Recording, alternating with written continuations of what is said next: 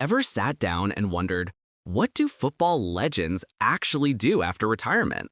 Like, do they just sit at home polishing their trophies, shouting at the TV when VAR makes a bad call, or secretly working as undercover Uber drivers? Imagine Zidane showing up to pick you up, bald head shining, no yellow cards allowed in the car.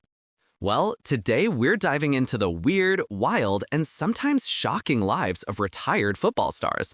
And trust me, some of these stories will make you say, wait, is this real life or a Netflix series? So let's kick off. Number 1, Eric Cantona became an actor. Yes, that Eric Cantona, the French legend who once kung fu kicked a fan in the stands. Instead of disappearing quietly, Cantona decided, you know what, I'll just become an actor. And he actually did. He appeared in several French movies and even played roles in English films. Imagine going from Manchester United striker to brooding French philosopher on screen. Honestly, it fits him. If you've seen him, he looks like someone who would read poetry while drinking coffee out of a bowl. Number 2, George Weah became a president. Okay, this one is insane. George Weah, Ballon d'Or winner and one of the greatest African players ever, didn't just retire and buy a beach house. No, he became the president of Liberia. Like full-time politics running a country, not just running on the pitch, from scoring goals to signing laws. That's like Cristiano Ronaldo suddenly becoming the president of Portugal. Actually, don't give him an idea. Number 3, Andres Iniesta owns a winery. Mr. Quiet Genius himself. After winning everything possible with Barcelona and Spain, Iniesta didn't go into coaching, didn't start a podcast, and didn't even try to become a TikTok star. Nope, he went full fancy mode and started making wine. Yes, wine. Iniesta Wines is a legit business, producing bottles with his name on them. So next time you're sipping a glass of red, just know it might have been touched by the magic feet that scored in the 2010 World Cup final. Number 4, Ronaldo El Fenomeno owns a football club.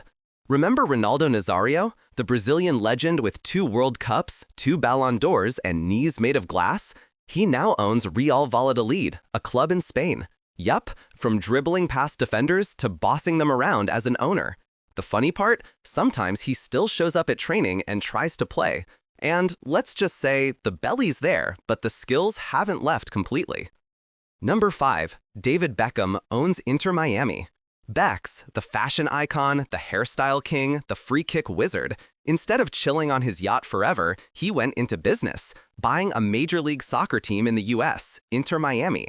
And of course, because it's Beckham, he managed to convince Lionel Messi to join.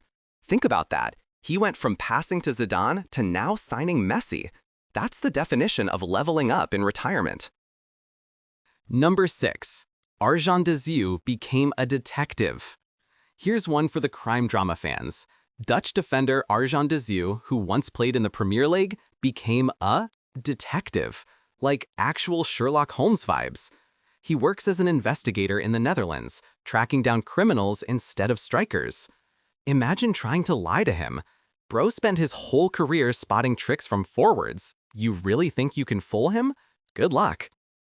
Number 7, Thomas Gravesen became a poker millionaire. This one is straight out of Las Vegas. Thomas Gravesen, the tough Danish midfielder who once played for Real Madrid, retired and moved to Las Vegas. What does he do there? Plays poker.